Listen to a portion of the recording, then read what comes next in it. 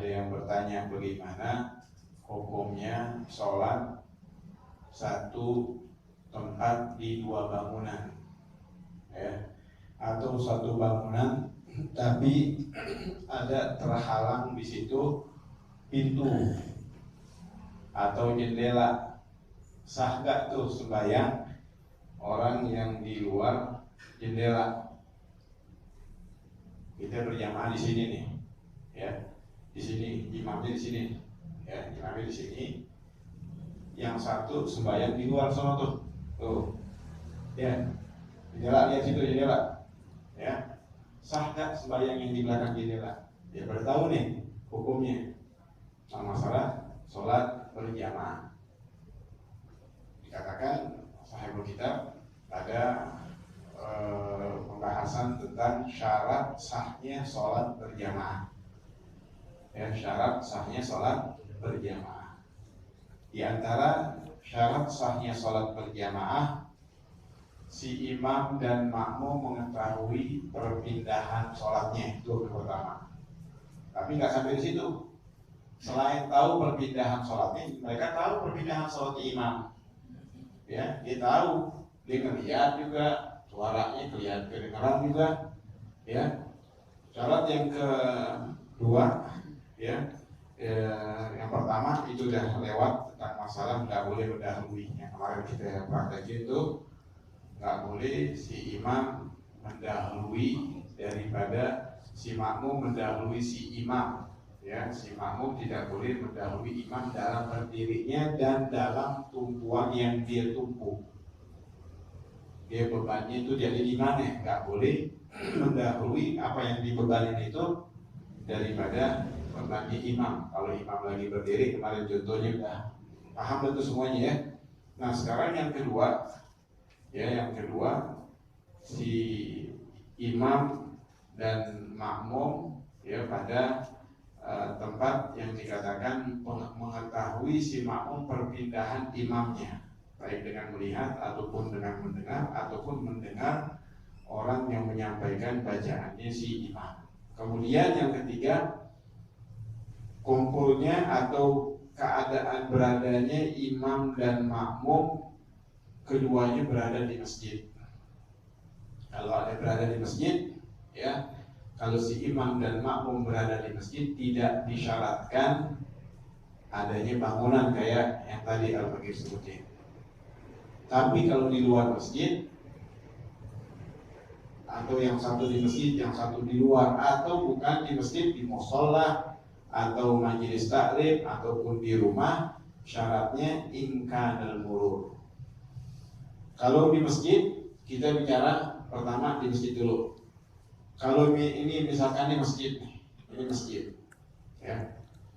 Dan yang namanya masjid, orang yang mewakafin, yang punya tanah sudah ikrar, saya jadikan ini tempat masjid.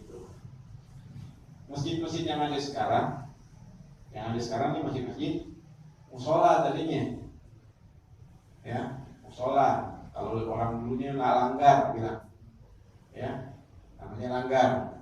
Orang sekarang dia melihat masjid, dapat tani gede juga loh, duit itu, ada duit di situ, bikin masjid, bangun masjid. Ada yang direnovasi total, masya Allah. Kesian tuh orang yang pada nyumbang.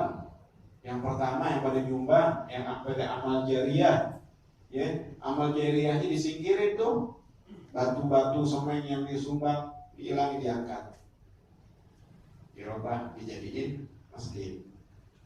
Ya, ketika urus masalah itu pada babnya dalam bab wakaf dibahas panjang lebar. Gimana tuh hukum masjid yang kedua? Apakah dihukumkan masjid atau tetap menjadi musola? Ya, fasalu ala dzikr, tanya oleh ulama-ulama. Dan kita membahas misalkan ini bangunan masjid, ya, kalau bangunan masjid tidak disyaratkan imkanul murur, mungkinnya bisa lewat dengan jalan yang normal kalau memang ada soft di situ.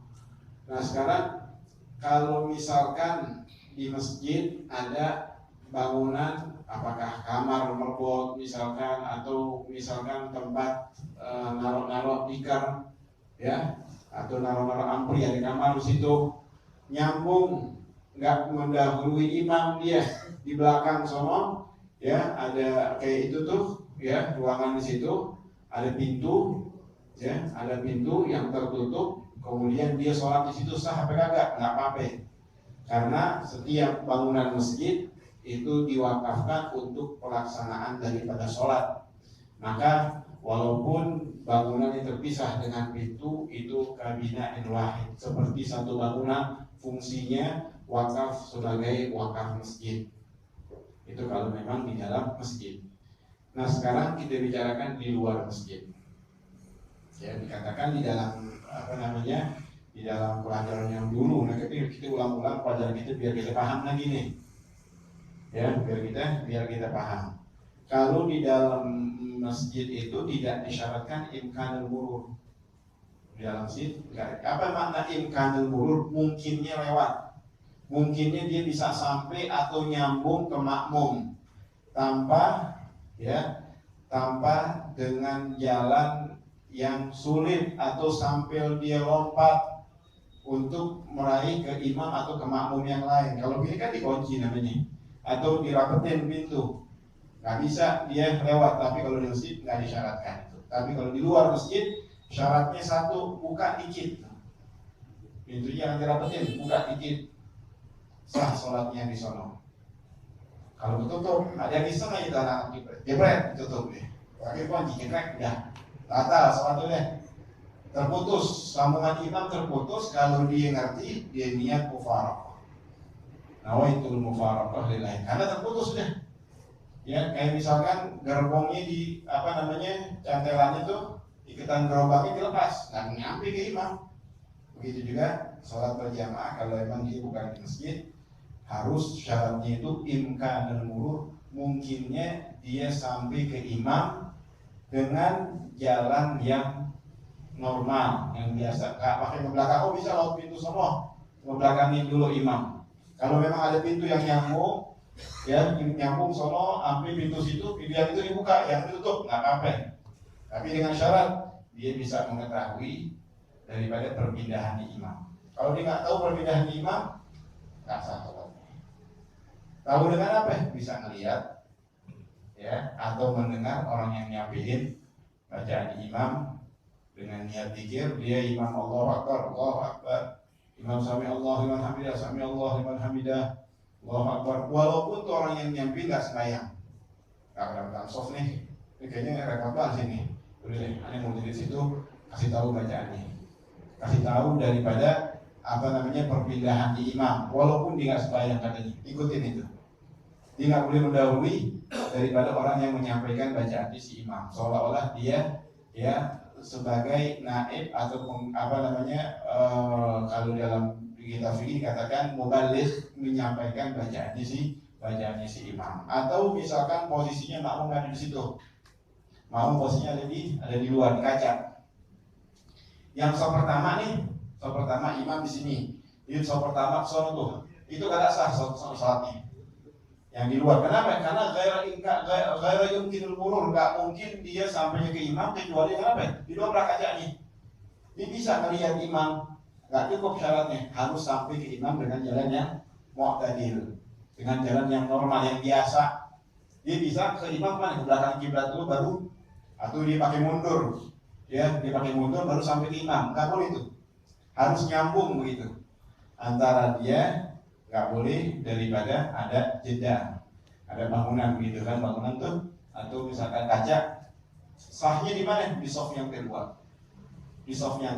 Nah syarat yang kemarin, ya kaitannya apa nih yang kemarin lupa dijelasin, si makmum tidak boleh mendahulukan si imam. Ya, si makmum tidak boleh mendahulukan si imam di dalam bebannya yang makmum bebani dengan bebannya yang imam bebani. Imam diri kakinya, ya, si makmum waktu dia sujud otomatis bebannya dia bukan ada di telapak kaki. Telapak kakinya dengan telapak kakinya imam nggak mendahului daripada telapak kakinya imam, masih di belakang. Tapi dengkulnya dia sejajar dengan telapak kaki, bahkan kalau sejajar hukumnya makruh sah, tapi ini melewati daripada tumitnya si imam. bebannya itu orang yang lagi sujud adanya di mana? Di pala, atau di tangan, atau di dengkul, semuanya tiga-tiganya deh. Taruh di dengkul misalnya. Kalau ada dengkulnya nih makmum sama tumitnya imam, mana lebih depan? Kalau tumit dengkulnya si makmum berada pada posisi depan tumitnya imam, nggak sah sholatnya si makmum. Sholatnya makmum nggak sah, karena dia tatkala itu mendahului daripada imamnya. Syarat sahnya sholat nggak boleh mendahului imam. Kita nggak bicara di dalam mazhab lain. Kalau kita saksiin di Mekah, ya orang sembahyang, imamnya di atas kadang-kadang tuh, makmumnya di tempat tawaf. Ya, makmumnya di tempat tawaf. Ini bukan di dalam mazhab Imam Syafi'i. Lihat nggak, sering suka ada di siaran langsung atau rekaman-rekaman TV. Kadang-kadang si imam nggak sembahyangnya di tempat tawaf tuh, di atas yang ada kacanya itu, di situ tuh imam tuh. Makanya Sayyid Muhammad Maliki sembahyang kalau lagi begitu tuh di atas. Dia ngajakin murid-muridnya, maksudnya murid-muridnya banyak Syafi'i di situ. Di atas sholatnya dia. Kenapa? Karena imam di situ tuh, bukan di bawah. Ya, orang banyak yang sembahyang di bawah. Nah itu kalau dalam keadaan seperti itu pakai mazhab yang mengatakan boleh, nggak apa-apa. Yang dulu-dulu kita sembahyang di sono nggak sah menurut ini. Ya, nggak wajib digodok, pakai mazhab yang mengatakan bahwa sah sholatnya itu mazhabnya orang-orang yang tadi nggak tahu. Tapi sekarang kita udah tahu, jangan. Kita udah tahu sekarang, jangan kita kerjain. Munduran dikit. Bahkan mundurnya itu bukan sekedar apa? Bukan sekedar tumitnya aja. Bukan sekedar tumit. Ya, bukan sekedar tumit dirinya kita. Tatkala kita bangun, coba. Gimana posisinya nih ya? Gambar ini. Ini misalkan bangunan ini tuh. Ini bangunan sini. Ini kaca ya. Gambarannya kayak itu, cuma kaca nih. Imam kakinya ada di garis soft yang ini. Yang pertama sini imam di sini garisnya. Kemudian si makmum yang ada di kaca itu, ya, imam misalkan kakinya di sini nih imam. Di sini tuh, pas garis ya, pas garis. Si makmum yang ada di sini bisa kelihatan imam, bisa ngomong dia situ posisinya nih, contoh gambarannya. Dia nggak mendahului imam kakinya nggak mendahului imam, tapi waktu dia bangun tuh, dia sujud, kan dia sujud dia mau bangun ke atas. Imam tadi posisinya mana? Kakinya di sini nih, kakinya imam di sini. Waktu dia mau bangun ke atas, dengkulnya si makmum ini bebannya ada di dengkul. Bahkan kadang di tangan di sini tuh. Ya, dibangunnya sunnah seperti ini bangunnya. Nah, dalam keadaan seperti ini, dia udah mendahului imam. Nah, kalau memang ada jeda di sini, berarti nggak nyambung sholatnya dia tatkala berdirinya dengan diri imam. Dia mesti berdirinya dia begini tuh. Oh, begini. Kalau begini berarti dia posisinya berada ya di di pintu yang barisan di luar, nyambung dengan dengan makmum yang lain. Itu maksudnya seperti itu, sambungan daripada pelajaran yang lalu. Jadi orang yang sembahyang di luar situ di sof yang pertama, kalau imamnya ada di sini nggak sah yang di situ yang di kaca. Sahnya mana? Oh, di situ. Pas pintunya kita buka lagi, yang disitulah yang sah sholatnya. Nah sekarang imam ada di sini, imam di sini nih imam. Sholat yang di situ, ya, sholat yang di teras Majlis Taklim situ, kalau misalkan pintunya yang di sono dibuka atau ada pintu tuh, pintu yang sono bukan pintu yang ini nih, pintu yang sono dibuka, sah sholatnya. Tapi kalau pintu ditutup, nggak sah semua yang sono. Kecuali bagian yang nyambung dengan makmum. Yang di depan kaca tadi sholatnya nggak sah. Paham nggak di sini? Bisa dipahami nggak? Yang pada sholat yang suka sembahyang di situ siapa itu? Ada paham nggak? Kalau nggak paham nggak sah sholatnya. Ini menurut mazhab yang mu'tamad di dalam mazhab Imam Syafi'i. Jadi nggak terpanjang. Ilmunya luas. Makanya banyak ulama-ulama yang diam dalam masalah seperti itu, ya, karena ada aqwal ulama. Hatta di Hadramaut waktu di Nabi Allahud, di situ banyak imamnya di atas, makmumnya di bawah, bahkan melewati daripada imam. Tapi ulama-ulama diam karena ada aqwal yang mengatakan boleh. Tapi kalau kita praktek sendiri buat amal kita, jangan sampai ibadah kita ada yang mengatakan, sebagian mazhab mengatakan kada sah ibadahnya. Sampai ulama-ulama dahulu yang mana tatkala dia berwudu, ya, tatkala dia berwudu selalu dia membasuh seluruh kepalanya dia. Padahal kepala hukumnya sunnah, mengusap kepala hukumnya sunnah, tapi Imam Malik mewajibkan mengusap daripada seluruh kepala semuanya. Kenapa dia kagak mau? Walaupun menurut Mas Imam Malik sholatnya wudhunya kagak sah. Sayang sholatnya dia pakai semua sunnah-sunnah yang ada di dalam wudhu, dia pakai semuanya. Jadi kaitannya masih nyambung dengan yang kemarin. Kalau ini posisi berdirinya dia ada jeda antara dia atau bangunan antara dia dan antara imam, yang sekiranya jeda tersebut ya tumitnya dengkulnya dia posisinya di depan daripada jendela atau tirai misalkan, kecuali itu kita bobol misalkan kacanya, ya kacanya kita bobol itu nyambung kayak di Habib Kuncung waktu itu ya, orang pada sembahyang yang mana di makom itu ditutup semuanya ya, ditutup semuanya, nggak boleh ada masuk ruang VIP katanya, nggak boleh ada masuk sembahyang, yang di luar ngikutin yang di masjid, di masjid tutup, nggak sah yang di luar. Makanya kita bilang yang di luar sholatnya nyambung sama masjid, ikutin masjid ya, bedain biar masjid sembahyang dulu baru yang di makom sembahyang, biar semuanya nggak kacau, nggak ngikutin ke makom. Makom itu ketutup, kalau ketutup nggak mungkin lewatnya dia ke imam dengan jalan yang normal, semua pintunya ditutup kecuali dibuka dikit. Kita bilang buka dikit tuh jangan pada masuk semuanya ntar, ya udah yang di luar kesian nggak sah sembahyangnya karena nggak nyambung. Itu daripada pentingnya kita pelajari tentang ilmu sahnya sholat berjamaah. Dan sebentar lagi yang kedua, untuk mendapatkan fadilah jamaah si imam dengan makmum atau makmum dengan makmum yang di belakang jangan melebihi 3 hasta. Tuh. 3 hasta, kalau 1 hastanya 1,5 meter ya, kalau 3 hasta berarti 1,5 meter, jangan melebihi 1,5 meter.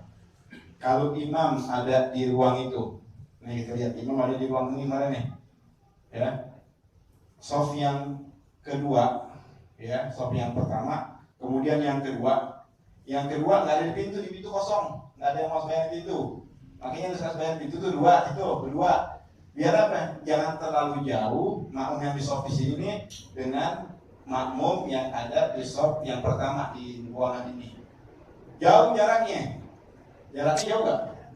Berapa meter?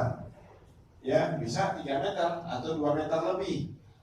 Kata ulama disunnahkan antara imam dan makmum jangan terlalu jauh, yang sekiranya melebihi daripada salah satu adruk 3 hasta. Kalau dia melebihi daripada 3 hasta, sah salatu walam tahsul lahu fadilatul jamaah. Sah sholatnya, beda nih, dibedain, jangan salah paham. Oh nggak sah sembahyangnya mesti dulu, enggak, sah sholatnya sah, pahala jamaah nggak dapat. Kayak nggak? Kayak pahala jamaah nggak boleh, bukan antara imam sama makmum aja, makmum dengan makmum yang lain, kecuali perempuan wa'in ba'udatil masafah katanya, disunahkan bagi perempuan sholatnya agak jauh dari orang laki. Syariat saking kagak maunya jangan sampai nyampur, nanti fitnah adanya. Yang ada fitnah kita lihat di media sosial. Di di masjid dia tiduran dengan perempuan. Alhamdulillah ya. Nah itu syariat menjauhkan, jangan sampai terjadi hal seperti itu, agak jauh, bahkan di rumahnya lebih afdol perempuan lebih afdol sholat di rumahnya. Bahkan bagi para laki-laki wajib untuk melarang wanita-wanitanya masuk ke dalam masjid ya, khusus pelaksanaan sholat, apalagi bukan sholatnya sholat, apalagi bukan sholat. Nah kita repot ya kalau ngomong perempuan terus sampai kita banyak gitu. Kemudian di dalam sholat berjamaah ya, jadi si makmum dengan makmum yang lain atau imam dengan makmum tidak boleh melebihi daripada 3 hasta. Artinya kalaupun melebihi 3 hasta, walaupun sah sholatnya, tapi pahala jamaah dia nggak dapat. Ya itu dalam kitab disebut itu. Ya kalau melebihi daripada 3 hasta. Tadi yang sekedar membuka pintu atau penghalangnya itu ukurannya 9 nggak ada apa namanya, nggak ada ukuran sedikit aja. Pintunya keganjel pakai sendal, pakai apa namanya, pakai bata, pakai ganjel, udah cukup. Nggak mesti ada yang mungkin orang lewat itu sekedar badan orang, enggak, sedikit aja buka pintunya dikit aja, jangan digerakin begitu ya, ganjel dikit, diganjel, jangan ditutup, jangan ditutup. Kalau posisinya tidak naik turun sah sholatnya. Makruh apa namanya, beda apa namanya bangunan, si imam lebih tinggi atau makmum lebih tinggi. Kalau emang bangunannya seperti itu, dia mau sholat tapi imkanul murur mereka gak mungkin lewat, tapi mereka gak maksud sampai gak dia ke imam, kecuali imamnya di atas, makmumnya di bawah. Nah itu kagak sah kalau apa namanya di luar masjid, bukan di dalam masjid. Kalau di dalam masjid sah, di dalam masjid ya, di dalam masjid sah sholatnya, imam di atas, makmum di bawah, dengan syarat tangganya itu masih di dalam masjid. Karena banyak masjid paling minim ya, paling kecil dibikin tangga di jalanan ya, bikin tangga di luar tuh nyambung ke masjid, walaupun dicowak nih dalamnya, walaupun dalamnya dicowak, tapi tangganya di luar masjid nggak sah, harus tangganya di dalam masjid. Nanti akan dibahas di dalam pembahasan masalah wakaf juga, itu tentang bagaimana hukum kalau memang bangunannya di luar. Tapi yang apa namanya syarat sahnya berjamaah itu dibahas di dalam pembahasan tentang syarat sahnya berjamaah. Itu sekedar daripada penyempurna pada pelajaran yang lalu yang kita sudah bahas kemarin ya.